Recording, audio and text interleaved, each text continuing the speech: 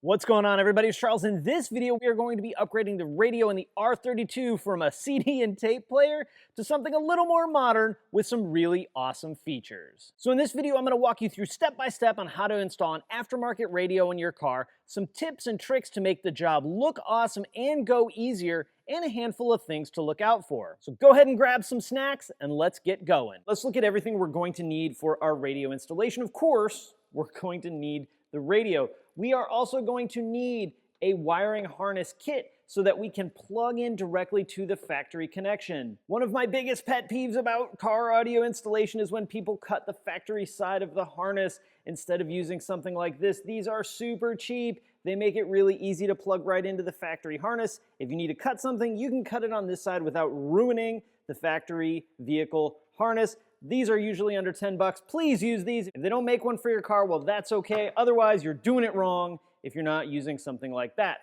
We also have our little connector box for our power retention, our antenna adapter, and the surround for our radio. We're also going to need just a couple of basic hand tools, screwdrivers. I'm going to use some wire crimpers. I'm going to show you how I like to do these wiring harnesses, some tape so that your harness behind the dash doesn't end up looking like this. We may need radio removal tools, either like the ones that came right from Crutchfield or the one that I like that works way better, especially for these Mark IVs with the aluminum trim, and possibly some crimp connectors. All right, let's see what we got in our radio box. We have our operating manual and instructions, a remote that I'll probably never use, some shipping protection, nice. The magical radio itself. Now, what I love about these more modern radios, especially the ones that don't have like a CD player or changer in them, is that they're so small. It's a single DIN body behind a double DIN display, and that is way, way, way nice. You can actually have plenty of room to wire up your radio. We have an extender for a USB connection, some screws, a microphone, wiring to plug into our radio and to hook into that harness I just showed you, a wire for a steering wheel remote, and that is all. All right, so there's those wires. Let's open up this radio out of the plastic and take a looky look at it. Now, I went with this Sony radio for a couple of reasons. One, and really the main thing I was looking for when I was shopping radios was to have a capacitance touchscreen, which functions more like your cell phone rather than the resistance touchscreen, which you actually have to push kind of hard sometimes on those. And this is one of the more affordable radios with 5-volt preamps, which means we should have a good clean signal when we decide to add an amplifier. And of course, CarPlay, Android Auto was another big factor. So first thing I like to do is get our wiring sorted. We of course don't need our radio right now or our cage. All we're gonna need is our power retention box and our 2 harnesses. Now, depending on what kind of car you have and some of the features that are equipped with, you may have setup that looks a little bit different. But these harnesses, especially on the cars with quad lock that have this style of harness, they're all really similar. We have one group of wires that is speaker wires. So these are the wires that we're going to attach to the speaker wires of the radio. Then this is going to actually go back to our amplifier. Then we have the rest of it, our 12-volt constant, our 12-volt key switch power, ground, and the wires that go to our retention box. So this is going to be plugged into the car. This is going to get wired to this connector, which then goes to the radio. Because our car has video capabilities, we have a parking brake wire that we may or may not hook up yet. Typically, you'll find on most of these type of harnesses, your yellow wire is your 12-volt constant. So this is going to be battery power, or in VW and Audi wiring diagram speak, 30 power. Red is going to be your switched ignition, so ignition on power. We would call this 15 power. Often orange or orange with a white tracer in this case is going to be your dimming circuit. This is for our reverse switch if we were going to be adding like a backup camera. Oftentimes blue or blue with the white tracer are going to be remote turn-on wires. So this is going to be if you're adding an amplifier. This would be the wire that would tell the amplifier, hey, turn on. Now, when it comes to our speaker wires, both on our adapter harness and the harness for the radio, they're usually grouped pretty much the same way. You're gonna have 2 wires for each speaker. So these setups are only meant to control 4 speakers. That's gonna be fine for our application because we're going from the factory amplifier to our speakers, even though we're running 2 speakers in each door and 2 speakers on each side for the back. we can control them with just these 4 wires. They're going to be paired in colors. You're going to have a color and then the same color with a black tracer. So these are purple and purple with black, or violet and violet with black, green, green and black, white, white and black, and gray, gray and black. And oftentimes it's written right on the wire what speaker that it's meant for. And if you're not sure, it's usually broken down in the wiring diagram. This also does give you a breakdown of all the rest of the stuff that applies directly to our radio. A special note when it comes to some older Volkswagens, not really the ones that have the quad lock style connector like this one, but the ones that were the previous generation that had 2 or 3 ISO style connectors. Oftentimes these jumper harnesses you get have the blue wire that would go to a power antenna or an amplifier remote turn on are actually pinned into the K line, which is a communication wire for the radio. If you hook that power antenna wire on the adapter up to the power antenna wire on the radio is going to send 12 volts through the vehicle's communication system, and this is going to crash the entire vehicle's communication system. It won't cause any problem with the car, you won't really notice it, but if someone goes to hook a scan tool up, it won't communicate. So if you have the older style radio with multiple connectors, you need to make sure that pin 3 of the black connector is not hooked up to anything. Just leave it disconnected. Then you don't have to worry about that 12 volt on the communication system. Our quad lock style connectors should not have that problem. Those should be all CAN bus communication to the instrument cluster, but on the older ones, it is something you want to be aware of. Now, some of the stuff we may not know exactly where it needs to go, even though we really can line up the colors nice and easy. So what I usually like to do, because it's the easiest way to start, is I like to start with the speaker wires. We're just going to match up the colors, making sure that if we have a solid gray wire, it's going to the solid gray wire. And then our wire that's gray with a black tracer goes to gray with a black tracer or a black stripe down the side. Now, if you want to solder these, I'm cool with that. I prefer crimp connections. Done properly, they're both going to be pretty good. What I'm not cool with is just stripping the wire ends, twisting them together, and then throwing some tape over it. That's not a cool way to do it. Let's make sure we do this job the right way. Now, this is the part that a lot of people get kind of nervous or scared of, but really this is super duper easy. All we're doing is we're gonna match up our colors from this harness to this harness. This harness has all these little ends. These are pre-stripped. There are a lot of options on how to actually connect these. Personally, I like these style of connectors. These are the kind you crimp and then heat shrink, and it makes a really nice seal. So of course we're gonna need 8 of those. We're gonna need some wire crimpers, and we are gonna have to strip some wires, so we can use some wire strippers like this or the automatic kind. Both of these can work really, really well. Because half of our wires are already pre-stripped, I'm gonna start by crimping those. You want to really do your best not to have to touch the copper because you're going to have oil and stuff and dirt on your hands. If you have to, though, go ahead and do it. But if you don't have to touch it, don't touch it. We'll go ahead and crimp our crimp. Give it a little tug, make sure she doesn't come off, and move on to the next one. So we're going to do that for all 8 of these babies. Now we're going to strip these wires down and go ahead and crimp them to the ones we put the connectors on. These are pretty cool. All you do, slide the wire in, put a little pressure down, grab the wire, just pull it, and I'm gonna go ahead and strip all these first, and then we'll come back and crimp them.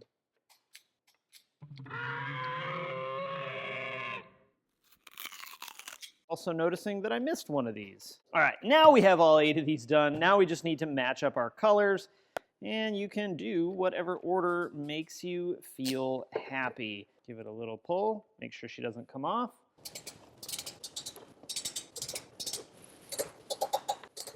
I really prefer before we do any final sealing off, heat shrinking, or taping, we test our radio and make sure that we didn't get something wrong. It's gonna be way easier to fix it like this as opposed to having the harness completely wrapped together. Also, not a bad idea if you wanted to stagger all of these connections so that you don't have this one giant bundle of wire right in the middle.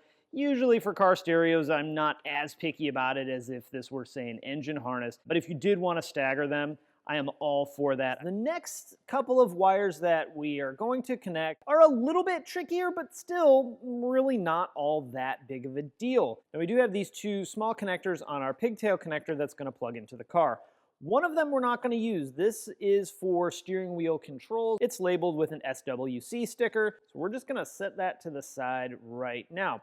This other small connector is what's going to plug into our access box for power retention. Thankfully though, we have our owner's book and the wiring diagram for our connectors. And essentially, we're still gonna just do the same thing and match up the colors. There are, however, a couple of wires that we're not going to be using. So this is built for the specific car you have, regardless of what radio is going to be installed. So you'll probably find that some of the stuff you don't actually need to connect. So we have 3 wires that come out of our quad lock connector.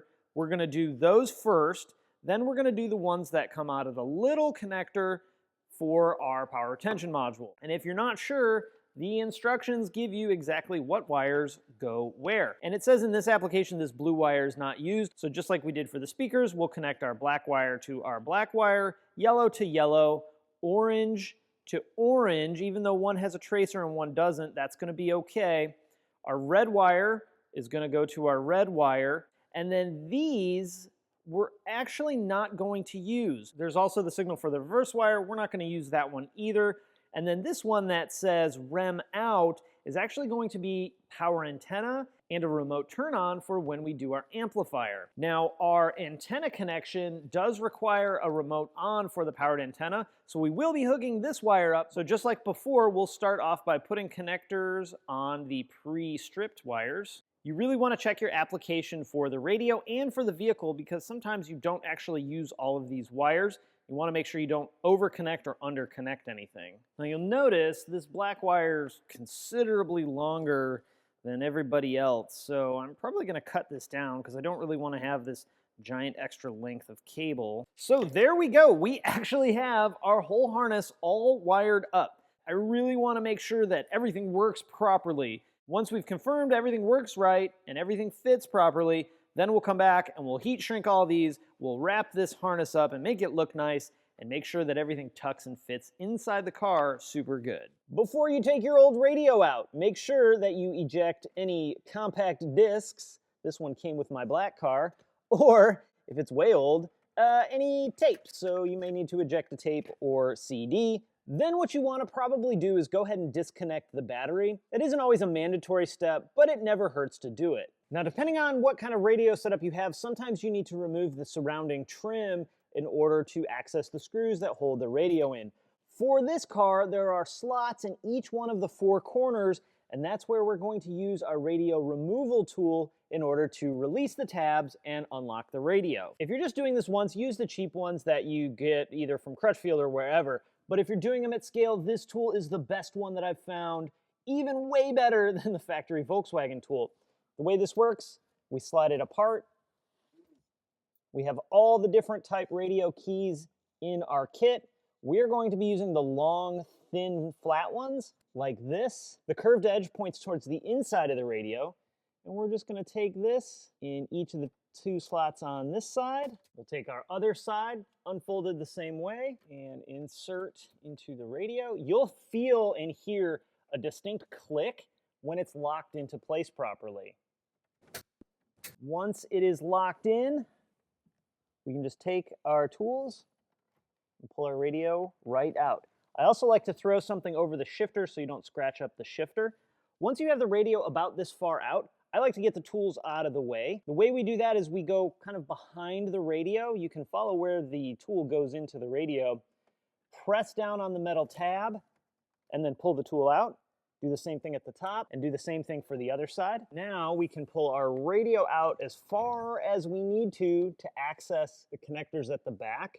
Now my antenna connector was broken when I got the car, so we don't need to worry about disconnecting that, but we do need to disconnect the big quad lock connector here. Lift up the tab and then pull it away from the radio, and we can get this guy out of the way. Now it is time to deal with this big old jumbly mess of wires. It's actually not that bad once we break it down. So first thing I like to do is get your quad lock connector out from behind here as best you can. That'll give us a little bit more room and make life a bit easier. We'll go ahead and connect that, get that all locked into place.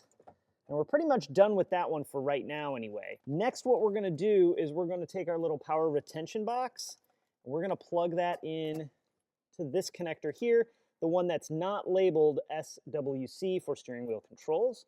So we'll get this little guy plugged in. This is the plug for our radio that just goes right into the back of our radio. Go ahead and plug it in. Check it out. This has got a little tab to block the fuse. So I guess the fuse doesn't come out. Kind of neat. And then what we can do, we can just kind of set this here. Next, we'll go ahead and hook the battery back up and give this guy a test drive. Make sure it works. Let's see if she works by turning our ignition on. And we probably have to turn it on. Oh, there it goes. Hopefully you can turn down that beep because that is loud. For your safety, make sure you're being safe.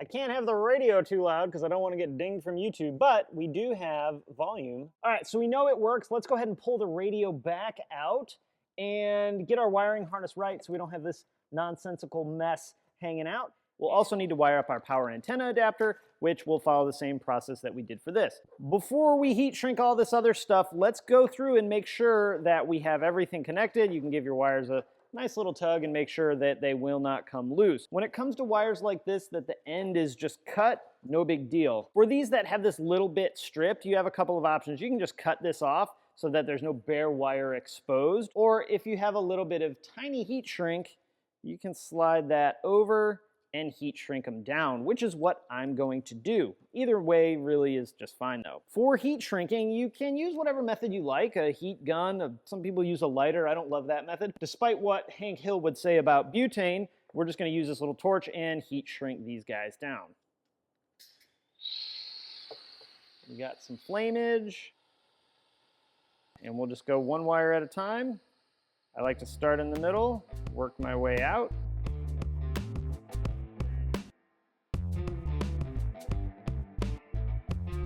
Now it is time to get our harness taped up, looking pretty, and then do our final install. Before we do that though, check out what came mid-filming. This is a box of goodies from Infig Stereo, but let me tell you, the thing that I am most excited about is this guy right here. Why am I so excited about a big old mess of wiring? Well, check out what this actually is. This is a microphone that installs in the factory location in the overhead console. So like on the Mark V and B6 that had hands-free from the factory, they have a microphone up in the center console overhead. So instead of installing this guy right here, we get to install something completely hidden, locked in a factory location. You guys know I love that. This piece right here is like $30, I think. So definitely an awesome, awesome upgrade. And actually mid-filming, I went to the junkyard to try and find one of these out of a car, and I was just gonna cut it and splice it to that one. Unfortunately, I wasn't able to find one, so we get to use this one, and I am just super pumped about this. I know I shouldn't be as excited about it like a $30 microphone and wiring set, but this is awesome. Let's go ahead and get our factory harness all taped up and ready for install. One thing I noted too while messing around with the radio is that we probably actually do need to hook this parking brake switch up, mostly because if you want to use the web link for the radio, it has to see that the parking brake is active. The radio is actually looking for a ground signal via the parking brake switch. So if you were to not use the parking brake switch, you would want to make sure that you put a switch to ground so that when you're stopped, you could turn this on, because you definitely don't want to have this kind of stuff playing while your car is driving. It's not a safe thing to do, and it's probably against the law. There's my disclaimer. We are going to leave this one out of our loom for now so that we can find a good place to ground that. Next, let's go ahead and just get some kind of order here to our wiring harness and make it look nice and pretty. So this we're not using. This is just kind of a box that's just gonna chill, so we don't need to really worry about that. These three wires aren't getting used, so we can kind of tape that section together. We can kind of tape that section together. We're gonna leave this one out because we have to, we'll actually leave all three of these out because we have to wire our power antenna in. Now while we set the locations of this harness, I'm just gonna take some regular plain old electrical tape just to hold everybody in place. Then we'll come back with our really nice fabric tape. There'll be links to all this stuff down in the description for you.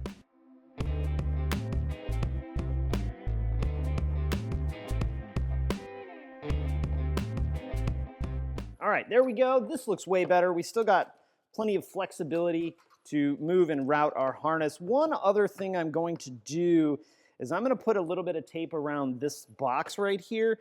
Not so much to like tape it together or anything, but just in case it ends up laying on another piece of plastic, we'll reduce the likelihood of any rattling. If you do stuff like this, you wanna make sure you don't cover up any vent holes in case stuff like this does need to breathe. Let's go ahead and wire in our power antenna. Next, we're gonna do some test fitting on our radio surrounds and get that all dialed in. Now, this is the one that came with the Crutchfield kit, and it screws into the radio on both sides. The radio obviously installs right here. You can adjust the depth of it to get the fitment that you're looking for. However, the only way it really holds into the car is by these 4 tabs right here. So once the radio's in and all plugged in, you just bloop right into your center console, and that's what holds it in. That's one way to do it, and that's actually just okay of a way to do it. This is the one that came from Infig, and I gotta tell you, I really prefer this style. What you do is we'll get this all set up so we measure the depth of our radio. The radio then slides in and locks into this bracket here. This cage, what you do is you install it and then you bend these tabs up, and so that's what locks it in. So you won't be able to just pull the radio right out. I mean, if someone wants the radio, they're gonna get it. But let's take a look and see which of these setups is gonna look better. Here is our trim ring for our Infig kit. Ooh, oh, it's soft touch. What we need to do is we need to take our radio. We need to take this out of the bag. So here's our release tools. Here's our locking tabs. And these are our locking brackets. And the way these go, we have 2 little tabs at the back. Those 2 little tabs lock into place just like that.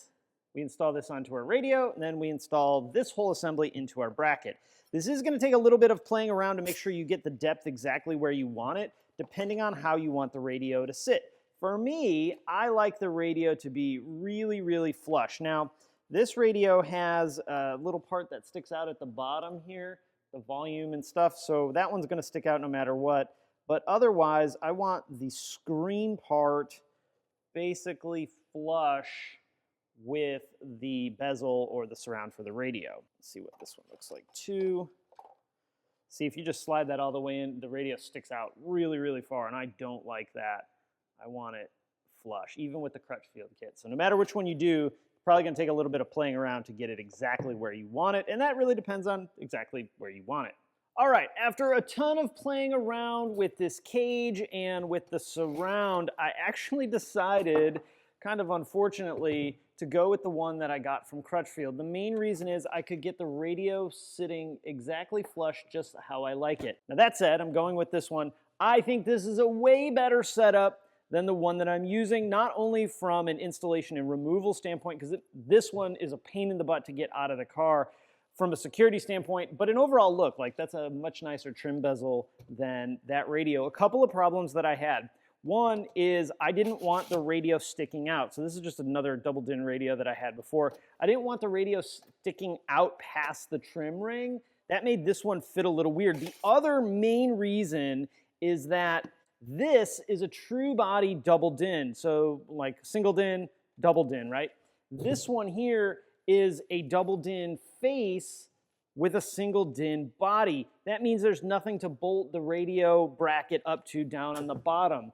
These are the pieces that we used, and they really should be bolted top and bottom. So what was happening is inside of this frame, because there was nothing supporting it at the bottom, the radio was tilting back. So unfortunately, mostly because of the radio that I chose, that style from Infig didn't really work, and I'm really not happy about that. So fortunately, we have something else to use, and it looks okay. It fits pretty well inside of there. I know I'm going to regret using this because the way it installs makes it a super pain in the butt to get out, but that's what it is. Let's move on to the next step. One thing I want to do real quick first, though, is to hook up this USB cable extension to our USB port 1 so that we can really route our plug-in for our CarPlay anywhere we want. We also want to secure this, so we're going to secure this with a little bit of heat shrink. The kit came with a little Velcro dealie, but I got to tell you, I think that one looks a little cooler. Next up, I want to run the microphone up to our overhead console. We'll pull the back trim panel off.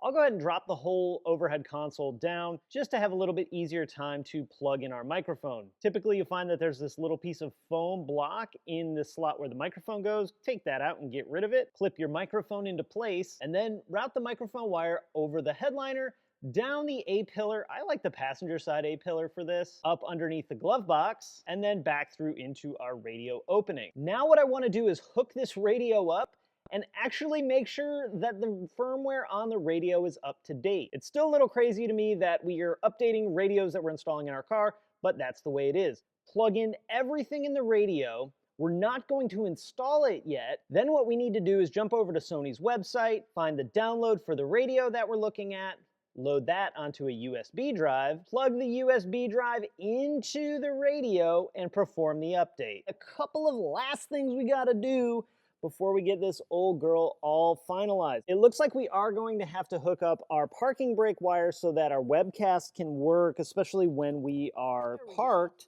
with our parking brake up, and of course no other time. That is looking for a ground signal, so we want to make sure we put it to a ground signal at the parking brake switch so we can't use it while we're driving. Now, when I got this car, one of the ground wires actually had a Scotch lock on it. You can see I put this piece of heat shrink over it. Since that's already open, we can just go ahead and use that ground. Not my favorite way to connect wires. It's already got a wire pierced. Might as well use it. We'll hook up our plug that goes into the Scotch lock to our green wire for our parking brake. Plug that in. We have this wire kind of nice and neatly wrapped already. We can just go ahead and maintain that wrappage. I'm gonna heat shrink the antenna wire because the plastic's a little weak. We'll get that a little more secured. Now, all we have left to do is to route our cable that's gonna end up being our CarPlay cable. I'm gonna route it up near where the cup holder is. That way I can have my phone safely tucked away. Now we should have plenty of room to tuck all of our wiring nice and neatly back in here. Oh, one more thing we don't want to forget to plug in the power antenna. We also need to plug our microphone in. Charles, don't forget that one. We don't need to worry about any of the rest of the stuff. We got everything we are going to be using. If you have a car that doesn't have automatic climate control that uses cables, make sure when you tuck these wires in, you don't smash any of your HVAC cables. Otherwise you might mess up your way your HVAC works, and we don't want to do that. We want our car to be better after installing this, not worse. This is usually one of the trickiest parts here. Not a bad idea while you're right here to turn the key on and make sure everything works. That way you don't have to end up pulling everything back out. If something doesn't work, it's going to be way more of a pain in the butt to pull it all back apart once you snap the radio housing all the way in than it is right now. When you're doing this final push in, make sure you're not pushing on the face of the radio. Only push on the bezel. Okay, let's play around with this radio and see what it's like. First up, we got CarPlay, and this is really the main reason why I wanted a radio upgrade. The tape CD player was actually pretty good, but I really love having CarPlay. One of the other really cool things about this radio is it has WebLink, and this is the main reason why we really needed that ground connection for the parking brake, is so that this works while we're stopped. If you don't hook up that wire for the parking brake, it'll never work. You also need to download WebLink to your phone, and that's what allows this to pull up here, which is pretty cool. We can watch YouTube videos. There we go. Shop, build. What do you guys think? How cool is this? How awesome is this? Or how awesome is this? Just got back from the test drive, got a really good feel about the functionality of the radio. Overall, I think it looks really, really good. It's not factory, which kind of bothers me, but I think it's clean and plain enough that I'm gonna be all right with. Plus, I love the fact that it has CarPlay. That was one of the main reasons that I actually got a new radio for this car. A few things to keep in mind if you're considering this radio. The price point's right at $450 when I bought it anyway, which is a little bit more really than I wanted to spend. If you're not planning on adding an amplifier to the car, which at some point we will, in the next video we'll be redoing the speakers in this car, you really don't need to worry about the 5-volt preamps. You can save a bit of money and get something with a 2 or a 3-volt preamp, and all that does is make for a better, cleaner signal out to an amplifier. Not a problem if you don't plan on adding an amplifier. It does have the capability through WebLink to play YouTube videos and things like that. I have to say, not impressed with how it worked. Very, very slow to communicate. Very, very finicky and fidgety when it finally did play the video. if you are buying a radio for that feature, this is probably not the one, at least on the software that it's at now. Other than that though, it's pretty good. I do wish these radios had a higher resolution for the screen. Comparing it to something like your smartphone or the radio in the Golf R, the resolution's a little weak, but we're not using this as an HD display, so it's not the end of the world. Another thing, as it's installed in this car, it's a vertical setup. I would actually like it to have a little bit of tilt to it so that I could see it a little easier. However, I think that's partly placement in this car versus other cars, where it's pretty low in the center console right at the shifter. Now, one of the other questions I know you guys have is, Charles, you're putting an aftermarket radio in. Why didn't you get something with wireless CarPlay? That is a fantastic question. It's something I wasn't hunting for wireless CarPlay. However, had I found the right radio and it had wireless CarPlay, I'd have been all about that. My main reason for not focusing on that is I'm still going to want my phone plugged in and charging. So if I didn't have any plans to add wireless charging, adding wireless CarPlay didn't really make a whole lot of sense to me, especially because most of the radios that had the capacitance touchscreen had the higher voltage amp pre-outs, and wireless CarPlay were generally a little bit more expensive than what I wanted to spend and what I did end up spending. I was really trying to target a radio around $300, but I found this Sony. It ticked most of the boxes, so I went ahead and rolled with it. Would I buy this radio again? Probably not. I would probably go with something else. In fact, my gut says this radio is going to be coming out of the blue R32, probably going to go in the black R32 and live in that one, and we'll still find something different from here. When it comes to car stereos, this is one place where I am probably the most picky out of everything that I'm the most picky about. And unfortunately, I've never had a radio ever that truly delivered on everything I wanted, so there's always some sacrifice there. I also, again, didn't want to spend $1,000 to $1,500 on a radio setup for this car. That's just way above the budget that I was looking to spend. So all in all, I'm happy. I got CarPlay. I can plug it in. I can charge it. I can use my GPS and use maps, podcasts, all that cool stuff. The web link is trash and I'll probably never use it, so I would definitely not buy this radio for that feature. So with that, I'm gonna wrap it up. Love doing this kind of stuff. If I haven't mentioned it before, this is the kind of stuff that got me into cars in the first place. So always fun to go back to where my passion for cars and car repair and that kind of stuff really started. With that, I'm out. Be on the lookout for the speaker upgrade video. That's gonna be next on the blue car. I'll be sure to link that up if it's out. With that, I'm out. You guys have an awesome day, and I'll talk to you again next time.